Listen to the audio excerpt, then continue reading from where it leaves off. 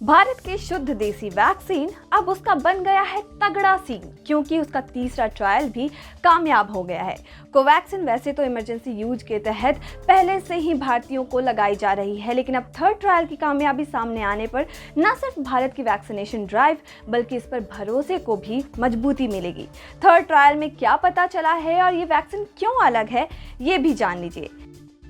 हैदराबाद की company Bharat biotech ने Indian council of medical research (ICMR) और national institute of virology (NIV) Pune के साथ मिलकर कोवैक्सीन तैयार किया है। ये एक इनएक्टिवेटेड वैक्सीन है। इनएक्टिवेटेड वैक्सीन बीमारी पैदा करने वाले पैथोजन यानी रोगाणु को मारकर या इनएक्टिव करके तैयार की जाती है। WHO के मुताबिक ये वैक्सीन वायरस या बैक्टीरिया को मारकर बनाई जाती है, इसलिए ये बीमारी पैदा नहीं कर सकती। भारत बायोटेक के मुताबिक ICMR के सहयोग से थर्ड फेज के क्लिनिकल ट्रायल में 25,800 पार्टिसिपेंट्स शामिल हुए। इनमें 18 से 98 ईयर्स के बीच के पार्टिसिपेंट्स शामिल थे, जिनमें 60 से ज़्यादा उम्र के 2,433 और कोमॉर्बिडिटी वाले 4,500 पार्टिसिपेंट्स शामिल रहे। चर्चा कोवैक्सीन के एफिकेसी डेटा की है, तो पहला अंतरिम विश्लेषण 43 केसेस पर आधारित है, जिनमें से कोविड-19 के 36 केसेस प्लेसिबो ग्रुप में देखे गए और 7 केसेस कोवैक्सीन वाले ग्रुप के थे। इस तरह वैक्सीन की एफिकेसी 80.6% आई है। दरअसल ये अर्ली डेटा है। क्लिनिकल ट्रायल फाइनल एनालिसिस के लिए कोरोना के 130 केसेस कंफर्म होने तक ये जारी रहेगा। नेशनल इंस्टीट्यूट ऑफ वायरोलॉजी के एनालिसिस के मुताबिक वैक्सीन वायरस के UK स्ट्रेन के खिलाफ भी कारगर है। अब बात की ये वैक्सीन कितनी सुरक्षित है।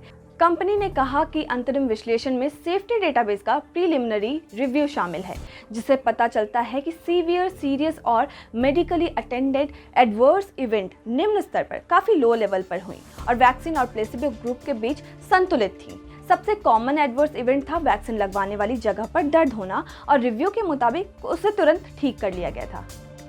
इतने सारे वैक्सीन अवेलेबल हो गए हैं, तो कोवैक्सीन के क्या फ़ायदे हैं? दरअसल कोवैक्सीन 2 डिग्री सेल्सियस से 8 डिग्री सेल्सियस तापमान पर स्टेबल रह सकता है, इसलिए इसका डिस्ट्रीब्यूशन देश में पहले से मौजूद सप्लाई चेन के जरिए हो सकता है। इसके लिए किसी कोल्ड चेन की ज़रूरत नहीं है। इस तरह इसे सुदूर ग्रामीण इलाकों में भी सप्लाई किया जा सकता है। भारत के लिए इसके क्या मायने हैं?